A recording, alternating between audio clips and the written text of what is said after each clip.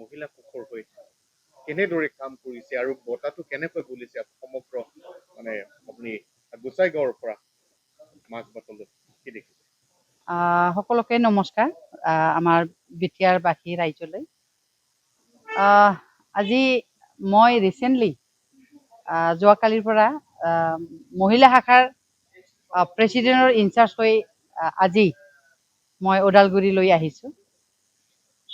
আমাৰ এনে গোসাইগাঁৱৰ পৰা মাজবাটলৈ ষ্ট্ৰংকে আমাৰ মহিলা টিম যে আগত আমাৰ যোৱা 5টা বছৰত আমাৰ মহিলা শাখা প্ৰাইমাৰীটো মানে গুচাই দিয়া হৈছিল, কিন্তু এইবাৰ আমি নতুনকৈ প্ৰাইমাৰী গঠন কৰা হ'ল আৰু সকলো ব্লকতে 10টা 11টা 12টা প্ৰাইমাৰী আছে। আজিৰ দিনত আমি সকলো মহিলাক আকৌ যেনেকৈ আমি যোৱা 2020ৰ যি নিৰ্বাচনৰ প্ৰচাৰ কৰিছিলোঁ সেইমতে আমি এইবাৰ আকৌ মানে পৰিৱৰ্তন চৰকাৰটো আকৌ আনিবৰ কাৰণে আমি লাগি আছোঁ। পুৰা প্ৰাইমাৰী এৰিয়াত আমাৰ মহিলাবিলাকে ঘৰে ঘৰে UPPLৰ বঁটা সেইটো আনি আছে।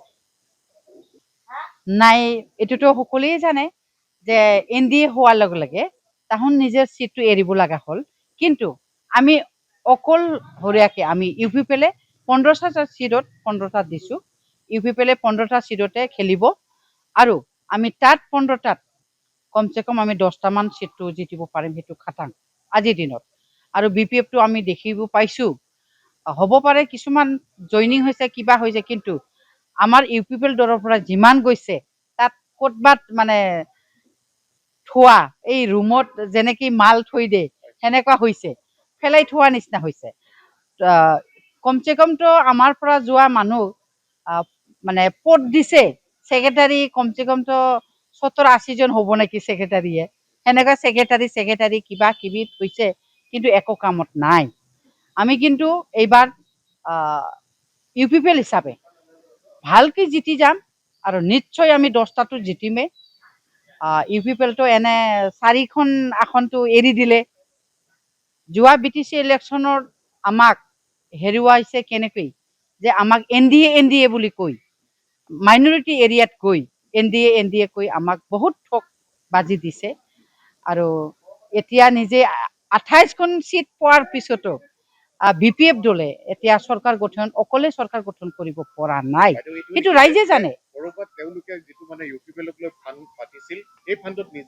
নিজে পঢ়িছে বেলেগক মানে ফাণ্ড আমি বড়োদি কয় না, মানে গাवनो ফাণ্ড চাदों गावनो गाब्र'दों गावनो नांदों, এই এনেকৈ নিজে ফাণ্ড লগাইছিল কিন্তু নিজে পৰি গৈছে। তাতে আমাক NDA লগত আছে, ভোট নিদিব, তাহোন BJPৰ লগত আছে, সেনেকৈ কৈ মাইনৰিটি এৰিয়াৰ ভোটবিলাক চব মানে লোৱা হৈছে। তাহোনে লৈছে, আমাৰ মাইনৰিটিবিলাকে সাধাৰণ ৰাইজে মানে হয় ঠিকে আমিতো BJPক ভোট নিদিম, BJP আছে UPPৰ লগত, সেই সেনেকৈ কৈ আমাক ভোট নিদিলে।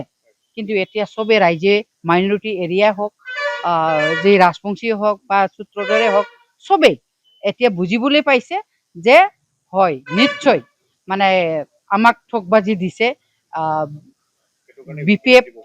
BPF দলে বুলি।